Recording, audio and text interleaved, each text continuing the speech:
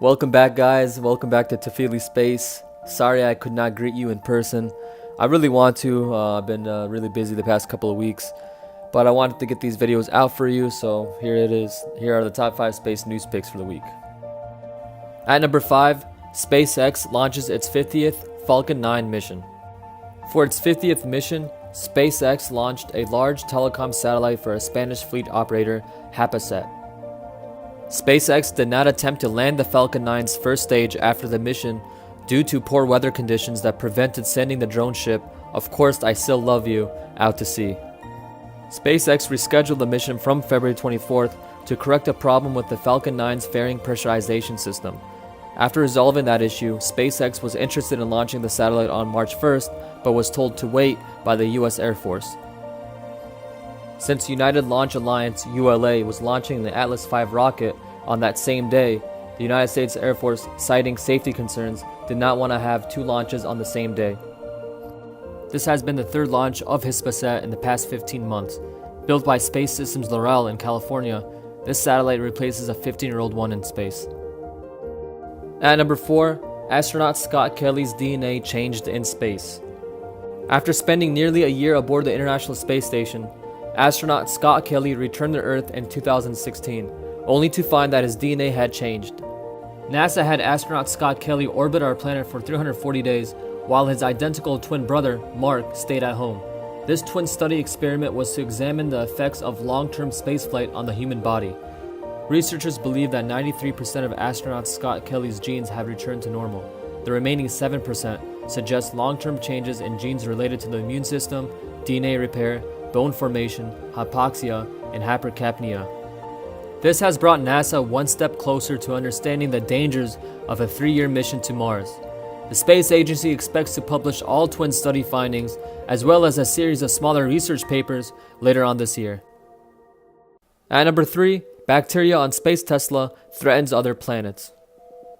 A team of scientists at Purdue University suggests that the Tesla could introduce organisms from our home planet to other heavenly bodies if it ever crashed into one. NASA's Office of Planetary Protection enforces mandatory sterilization for spacecraft sent on missions. It does not have the same rules for objects meant to stay in orbit. Basically, the less likely it is that the object will make contact with the planet, the less strict the rules are for wiping it clean before launch. The odds of the car colliding with objects in space are very low, even though its exact orbit is unknown. Scientists say it could make a return trip back to Earth in roughly 2.5 years, coming close enough to spot with a telescope. At number 2, China's space lab will soon crash down to Earth. The Tiangong-1, launched back in 2011, is China's first space laboratory. It is a prototype for what the country hoped would eventually be a permanent space station. For about 5 years, it did just that: orbit the Earth and act as a base for 3 missions, 2 manned and 1 unmanned. Back in September 2016, Chinese officials announced that they had lost control of the space station, meaning that the Tiangong-1 would eventually come down crashing to Earth. The European Space Agency gave a more specific time frame, between March 29th and April 9th. The chances of being struck by debris are about 1 million times smaller than the odds of winning the Powerball jackpot. The space laboratory is expected to disintegrate upon re-entry. At number 1, 4 unauthorized satellites launched into space.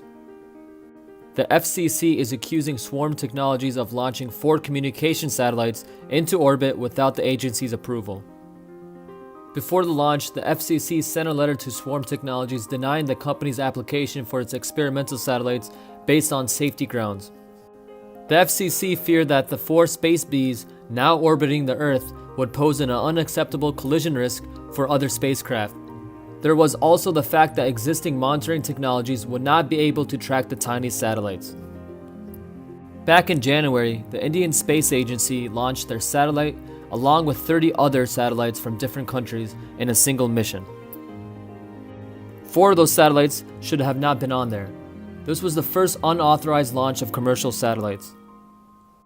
Since then, the FCC withdrew its approval for Swarm Technologies' follow-up mission that was supposed to go up in April with additional 4 satellites. On top of that, another mission involving 2 undisclosed Fortune 500 companies has now been put in doubt. Space is getting very crowded. Mission controllers and astronauts will now have to contend with 4 rogue satellites, no bigger than a book, that could very well cause a disaster in space. That's all we have for this week. If you liked the video, give it a thumbs up, subscribe. If I missed anything, let me know in the comments below, and I will see you guys next week. Thank you.